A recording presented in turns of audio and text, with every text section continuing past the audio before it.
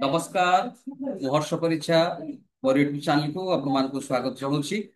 ଏ ଭିଡିଓରେ ଆମେ ଆଲୋଚନା କରିବା ଗତକାଲି ଆମର ଭାରତର ଉପରାଷ୍ଟ୍ରପତି ସିପି ରାଧାକ୍ରିଷ୍ଣନ ଯୋଉ ଭୋଟ ଟେକିଂ କଲେ ତା ଉପରେ ଆଲୋଚନା କରିବା। କିନ୍ତୁ ତା ପୂର୍ବରୁ ମୁଁ ଆପଣମାନଙ୍କୁ ଅନୁରୋଧ କରିବି, ମୁଁ ତମାମ ବିଷୟବସ୍ତୁ ଉପରେ ଆପଣମାନଙ୍କ ସହିତ ଆଲୋଚନା କରିବି ଏବଂ ଆପଣମାନଙ୍କୁ ଅନୁରୋଧ କରିବି ଯେ ପ୍ରଥମରୁ ଶେଷ ପର୍ଯ୍ୟନ୍ତ ଦେଖିବେ ଏବଂ ଲାଇକ୍ ସେୟାର ସବସ୍କ୍ରାଇବ କରିବେ। ସବସ୍କ୍ରାଇବ କରିବାକୁ ଭୁଲିବେନି, କାରଣ ଆପଣମାନଙ୍କର ପ୍ରତ୍ୟେକଟି ସବସ୍କ୍ରାଇବ ଆମ ସମସ୍ତଙ୍କୁ ଗୋଟେ ନୂତନତ୍ୱ ଯୋଗାଉଛି ବା ପ୍ରେରଣା ଯୋଗାଉଛି, ଉତ୍ସ ଯୋଗାଉଛି, ଯାରି ଫଳରେ ଆମେ ନୂଆ ନୂଆ ତଥ୍ୟ ନେଇ ନୂଆ ନୂଆ ଭିଡିଓ ଉପସ୍ଥାପନ କରିବା ପାଇଁ ଆ, ଆଗ୍ରହୀ ପ୍ରକାଶ କରୁଛୁ। ତେବେ ଆସନ୍ତୁ ଯିବା ଆଜିର ବିଷୟବସ୍ତୁ ଉପରେ ଆଲୋଚନା କରିବା। ଗତକାଲି ଅର୍ଥାତ୍ ଶୁକ୍ରବାର ଦିନ ଠିକ 10ଟା 10 ସମୟରେ ସିପି ରାଧାକ୍ରିଷ୍ଣନ ଭାରତର ପଞ୍ଚଦଶ ଉପରାଷ୍ଟ୍ରପତି ଭାବେ ରାଜ୍ୟସଭାର ଅଧ୍ୟକ୍ଷ, ପଞ୍ଚଦଶ ଉପରାଷ୍ଟ୍ରପତି ଏବଂ ରାଜ୍ୟସଭାର ଅଧ୍ୟକ୍ଷ ଭାବରେ ଶପଥ ଗ୍ରହଣ କରିଛନ୍ତି।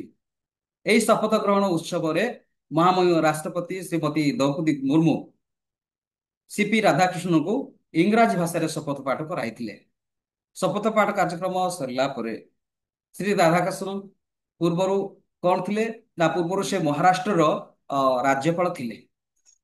ତାପରେ ବର୍ତ୍ତମାନ ସେ ଆପଣଙ୍କର ଅ, ଭା- ଗତକାଲି ଯୋଉ ଶପଥ ପାଠ ନେଲେ ସେଥିରେ ସେ ଭାରତର ଉପରାଷ୍ଟ୍ରପତି ଭାବରେ ଶପଥ ପାଠ ନେଲେ। ତ କହିବାକୁ ଗଲେ ସିପି ରାଧାକ୍ରିଷ୍ଣ ଯେତେବେଳେ ଆପଣଙ୍କର ଶପଥ ପାଠ ସରିଲା ତାପରେ ସେ ମହାତ୍ମା ଗାନ୍ଧୀଙ୍କର ଶ୍ରଦ୍ଧାଞ୍ଜଳି ଜଣାଇବା ପାଇଁ ରାଜଘାଟ ଯାଇଥିଲେ ଏବଂ ସେଠାରୁ ସେ ଅ, ଶହୀଦବ ଅଟଳ ଅଟଳ ବିହାରୀ ବାଜପେୟୀ ଯିଏକି ଆମର ପୂର୍ବତନ ମୁଖ୍ୟ ପ୍ରଧାନମନ୍ତ୍ରୀ, କ୍ଷମା କରିବେ, ପୂର୍ବତନ ପ୍ରଧାନମନ୍ତ୍ରୀ, ତାଙ୍କର ସ୍ମୃତିପୀଠ ମଧ୍ୟ ଯାଇଥିଲେ ଏବଂ ଶ୍ରଦ୍ଧାଞ୍ଜଳି ଦେଇଥିଲେ। ତାପରେ ପରେ ଦୀନଦୟାଲ ଉପାଧ୍ୟାୟ ମାର୍ଗରେ ଅର୍ଥାତ ତାଙ୍କ ସ୍ମାରକୀ ପଥରକୁ ମଧ୍ୟ ଯାଇଥିଲେ। ସେ ହେଉଛନ୍ତି ଆପଣଙ୍କର ପୂର୍ବତନ ପ୍ରଧାନମନ୍ତ୍ରୀ ଅ ଚୌଧୁରୀ ଚରଣ ସିଂହ, ତାଙ୍କୁ ମଧ୍ୟ ଶ୍ରଦ୍ଧାଞ୍ଜଳି ଜଣାଇଥିଲେ। ତ ଏହି ପରିପ୍ରେକ୍ଷୀରେ ଅ ଉପରାଷ୍ଟ୍ରପତି ସିପି ରାଧାକ୍ରିଷ୍ଣନ ସେ ମେ 4 ତାରିଖ 1957ରେ ତାମିଲନାଡୁର ତିରୁପୁରରେ ଜନ୍ମଗ୍ରହଣ କରିଥିଲେ। ତାଙ୍କର ପୁରା ନାମ କଣ ଜାଣିଛନ୍ତି? ତାଙ୍କ ପୁରା ନାମ ହେଲା ସି ଫର ଚନ୍ଦ୍ରପୁରମ୍, ପି ଫର ପନୁନସାମୀ। ୱାନ୍ସ ମୋର ଏଗେନ୍, ଶ୍ରୀ ଫର ଚନ୍ଦ୍ରପୁରମ୍ ଏବଂ ପି ଫର ପନୁନସାମୀ। ଅର୍ଥାତ୍ ତାଙ୍କର ପୁରା ନାଁ ହେଲା ଆପଣଙ୍କର ଚନ୍ଦ୍ରପୁରମ୍ ପନୁନସାମୀ ରାଧାକ୍ରିଷ୍ଣ। ଏବଂ ତାଙ୍କର ଶିକ୍ଷାଗତ ଉପରେ ଯଦି ଆମେ ଆଲୋଚନା କରିବା, ସେ କବସ୍ ଆଡମିନିଷ୍ଟ୍ରେସନରେ ସ୍ନାତକ ଡିଗ୍ରୀ ହାସଲ କରିଛନ୍ତି ଏବଂ ସେ ମଧ୍ୟ ଜଣେ ଆରଏସଏସ ର ସ୍ୱୟଂସେବକ ସେବକ ଭାବରେ 1974 ମସିହାରେ ଭାରତୀୟ ଜନସଂଘର ରାଜ୍ୟ କାର୍ଯ୍ୟନିର୍ବାହୀ କମିଟିର ସଦସ୍ୟ ମଧ୍ୟ ସେ ଥିଲେ। ସାର୍ବଜନୀନ ଜୀବନର ପ୍ରବେଶ କରିବା ପୂର୍ବରୁ ଶ୍ରୀ ରାଧାକୃଷ୍ଣନ ତାଙ୍କ ଜୀବନର କୌଣ କୌଳିକ ବୃତ୍ତି ସେ ଆପଣେଇଥିଲେ ସେ ବିଷୟରେ ଆଲୋଚନା କରିବା। ପୋଷାକ ରପ୍ତାନି ଭାବରେ ଏକ ଦୀର୍ଘ ଏବଂ ସଫଳ କ୍ୟାରିୟର ସେ ଆରମ୍ଭ କରିଥିଲେ। ଏଇଟା ତାଙ୍କ ଜୀବନର ଗୋଟେ ପ୍ରଥମ କୌଳିକ ବୃତ୍ତି। ଏବଂ ଦ୍ୱିତୀୟରେ କଣ ନା ସଂସଦୀୟ ଏବଂ ସାର୍ବଜନୀନ ଜୀବନ ପାଇଁ 1996ରେ ବା 1996 ମସିହାରେ ଶ୍ରୀ ସିପି ରାଧାକ୍ରିଷ୍ଣନ ତାମିଲନାଡୁରେ ବିଜେପିର ସଚିବ ଭାବରେ ନିଯୁକ୍ତ ପାଇଥିଲେ। ସେ 1998 ମସିହାରେ କୋଏମ୍ବାଟୁର କନଷ୍ଟିଟ୍ୟୁସନରେ ଅଣ୍ଡରରେ ପ୍ରଥମ ଥର ପାଇଁ ଲୋକସଭାକୁ ନିର୍ବାଚିତ ହୋଇଥିଲେ ଏବଂ ତା ପରବର୍ତ୍ତୀ ସମୟରେ ମଧ୍ୟ 1990 ଯୋଉଟା ହେଲା ନିର୍ବାଚନ, ସେଥିରେ ମଧ୍ୟ ସେ ଅ, ପୁନଃନିର୍ବାଚିତ ହୋଇଥିଲେ। ସାଂସଦ ଭାବରେ କାର୍ଯ୍ୟକାଳ ମଧ୍ୟରେ ସେ ବୟନ ଶିଳ୍ପ ସଂସଦୀୟ ସ୍ଥାୟୀ କମିଟିର ଅଧ୍ୟକ୍ଷ ମଧ୍ୟ ପଦରେ ନିଯୁକ୍ତ ହୋଇଥିଲେ ଏବଂ ବିଭିନ୍ନ ସମୟରେ ଦୀର୍ଘ ମିଆଦି ଧରି କାର୍ଯ୍ୟକ୍ରମ କରିଥିଲେ। ସେ ସାର୍ବଜନିକ କ୍ଷେତ୍ରରେ ଉଦ୍ୟୋଗ, ସଂସଦୀୟ ଉଦ୍ୟୋଗ ଅର୍ଥାତ୍ କଣ ପବ୍ଲିକ ସେକ୍ଟର ୟୁନିଟ ଏବଂ ସଂସଦୀୟ କମିଟି ଏବଂ ଅର୍ଥ ପରାମର୍ଶଦାତା କମିଟିର ମଧ୍ୟ ସଦସ୍ୟ ଥିଲେ।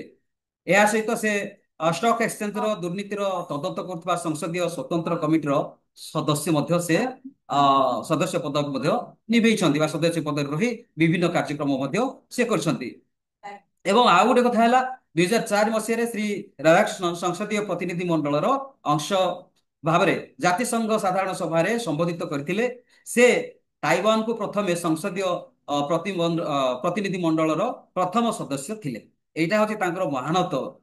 ତେବେ ଦ୍ୱିତୀୟ କଥା ଯଦି ଆମେ ଚିନ୍ତା କରିବା, 2004 ରୁ 2007 ମଧ୍ୟରେ ଶ୍ରୀ ରାଧାକୃଷ୍ଣନ ତାମିଲନାଡୁରେ ବିଜେପିର ରାଜ୍ୟ ସଭାପତି ଭାବରେ ନିଯୁକ୍ତି ଥିଲେ ଏବଂ ସେହି ସମୟରେ ଆରଏସଏସ ଯେହେତୁ ସ୍ୱୟଂ ସେ ହାର୍ଡକୋର କର୍ମୀ ଥିଲେ, ତେଣୁକରି ସେ ଅତି ଆଗ୍ରହ ସହକାରେ ସେ କାର୍ଯ୍ୟକ୍ରମ ନିଭେଇଛନ୍ତି।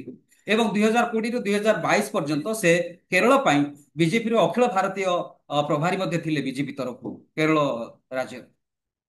ତାପରେ ଅନ୍ୟ କଥା ଯଦି ଚିନ୍ତା କରିବା ସେ ରାଜ୍ୟର ସମସ୍ତ ଯେତେବେଳେ ସେ ରାଜ୍ୟ ପ୍ରଭାରୀ ଥିଲେ, ରାଜ୍ୟ ପ୍ରଭାରୀ ଥିବା ସମୟରେ ରାଜ୍ୟର ସମସ୍ତ 24 ଜିଲ୍ଲା ଭ୍ରମଣ କରି ନାଗରିକ ଏବଂ ଜିଲ୍ଲା ଅଧିକାରୀ ମାନଙ୍କ ସହିତ ଆଲୋଚନା କରିଥିଲେ, ସାମ୍ନା ସାମ୍ନି ହେଇକି ଆପଣଙ୍କର ଫ୍ରଣ୍ଟ ଟୁ ଫ୍ରଣ୍ଟ ଆଲୋଚନା କରିଥିଲେ। ଯୋଉଟା କି ଯେତେବେଳେ ଏଇଟା କୋଉ ଘଟଣା ନା ଯେତେବେଳେ ସେ ଆପଣଙ୍କର ଝାଡଖଣ୍ଡର ରାଜ୍ୟପାଳ ହେଲେ। ଝାଡଖଣ୍ଡର ରାଜ୍ୟପାଳ କେବେ ହେଲେ ନା 18 ଫେବୃଆରୀ 2023ରେ, ଯେତେବେଳେ ଝାଡଖଣ୍ଡର ଅ, ରାଜ୍ୟପାଳ ହେଲେ। ରାଜ୍ୟପାଳ ହେବା ପରେ ସେ ଅତି କମ୍ 24ଟି ଜିଲ୍ଲାରେ ବୁଲିଛନ୍ତି। 24 ଜିଲ୍ଲାରେ ବୁଲି ସେ ଅଞ୍ଚଳରେ ଥିବା ସମସ୍ତ ଅ, ଆଦିବାସୀ ପିଲାମାନଙ୍କର, ଝିଅ ପୁଅ ମାନଙ୍କର ପାଠ ପଢା ଏବଂ ସେମାନଙ୍କର ଉନ୍ନତି ଉପରେ ବିଶେଷ ଦାୟିତ୍ୱବହତା ହେବା ପାଇଁ ଅଫିସର ମାନଙ୍କ ସହିତ ବା ଅଧିକାରୀ ମାନଙ୍କ ସହିତ ବିଭିନ୍ନ ଭାବରେ କଥାବାର୍ତ୍ତା କରିଥିଲେ ବା ଫ୍ରଣ୍ଟ ଟୁ ଫ୍ରଣ୍ଟ କଥାବାର୍ତ୍ତା କରିଥିଲେ। ଯଦି ଆମେ ଦେଖିବା ତାଙ୍କର ଜୀବନୀ କାଳ ବିଷୟରେ ବାୟୋଗ୍ରାଫି ଉପରେ ଦେଖିବା, ତାହେଲେ ମୁଁ ତ ପ୍ରଥମରୁ କହିଲି ତାଙ୍କର ପୁରା ନାଁ ହେଲା ଚନ୍ଦ୍ରପୁରମ୍ ପନୁସାମୀ ରାଧାକୃଷ୍ଣନ। ଏବଂ ତାଙ୍କ ବାପାଙ୍କ ନାମ କଣ? ତାଙ୍କ ବାପାଙ୍କ ନାଁ ହେଲା ଶ୍ରୀ ପନୁସାମୀ ଏବଂ ତାଙ୍କ ମାତାଙ୍କ ନାମ ହେଲା ସିପି ଜାନକୀ। ଏବଂ ଆମେ ଜାଣିଛୁ, ଯାହା ୟା ପୂର୍ବରୁ ମୁଁ ଆପଣମାନଙ୍କୁ କହୁଥିଲି, ସେ ମଇ ମାସ 4 ତାରିଖ 1957ରେ ଆପଣଙ୍କର ତିରୁପୁରମ୍ ତାମିଲନାଡୁ ରାଜ୍ୟର ତିରୁପୁରମରେ ଜନ୍ମଗ୍ରହଣ କରିଥିଲେ। ଏବଂ ଯଦି କହିବା ଶ୍ରୀମତୀ ସୁମତିକୁ ସେ 25 ନଭେମ୍ବର 1985 ସାଲରେ ବିବାହ କରିଥିଲେ। ତାଙ୍କର ଗୋଟିଏ ପୁଅ ଏବଂ ଗୋଟିଏ ଝିଅ ଅଛନ୍ତି। ଏହି ପରିପ୍ରେକ୍ଷୀରେ ସେ ମହାରାଷ୍ଟ୍ରର 29ଟି ରାଜ୍ୟ, ଯେତେବେଳେ ମହାରାଷ୍ଟ୍ରରେ ଏହା ପୂର୍ବରୁ ମହାରାଷ୍ଟ୍ରରେ ଯୋଉ ରାଜ୍ୟପାଳ ଥିଲେ, ସେ 29ଟି ରାଜ୍ୟର ଅର୍ଥିତ ବିଶ୍ୱବିଦ୍ୟାଳୟର ଭାଇସ୍ ଚାନ୍ସେଲର ସହିତ ଗୋଟେ ପ୍ରୋଗ୍ରାମ ଥିଲା। ସେ ପ୍ରୋଗ୍ରାମର ନାଁ ହେଲା ସ୍କୁଲ କନେକ୍ଟ। ଯେମିତି ଓଡିଶାରେ ଯେମିତି ନିଲା ଆଉ ଆପଣଙ୍କର ଅନ୍ୟାନ୍ୟ ସବୁ ଥିଲା, ଯୋଉଟା କି ସ୍କୁଲ ଚାଲ ବା ଆମ ସ୍କୁଲ, ଏଇ ଯୋଉ ପ୍ରୋଗ୍ରାମ ଗୁଡାକ ସେ ଠିକ ସେମିତି ମହାରାଷ୍ଟ୍ରରେ ମଧ୍ୟ ସ୍କୁଲ କନେକ୍ଟ କାର୍ଯ୍ୟକ୍ରମ ଥିଲା। ସେଇ ସ୍କୁଲ କନେକ୍ଟ କାର୍ଯ୍ୟକ୍ରମରେ ସେ ନିଜେ ସଂଶ୍ଳିଷ୍ଟ ଥିଲେ ଏବଂ ତା ଉପରେ କଡା ନଜର ରଖିଥିଲେ, ଯେମିତିକି ମହାରାଷ୍ଟ୍ରର ଆଦିବାସୀ ପୁଅ ଝିଅ ମାନେ ଉଚ୍ଚଶିକ୍ଷା ପଢିପାରିବେ ଏବଂ ଯାଇପାରିବେ। ସେଥିପାଇଁ ସେମାନଙ୍କର ଯାହା ସବୁ ଆବଶ୍ୟକତା ଅଛି ସେ ସମସ୍ତ ଯେମିତି ସରକାର ପୂର୍ଣ୍ଣ କରିବେ, ସେଥି ଉପରେ ସେ ଯଥେଷ୍ଟ ଯତ୍ନବାନ ଥିଲେ।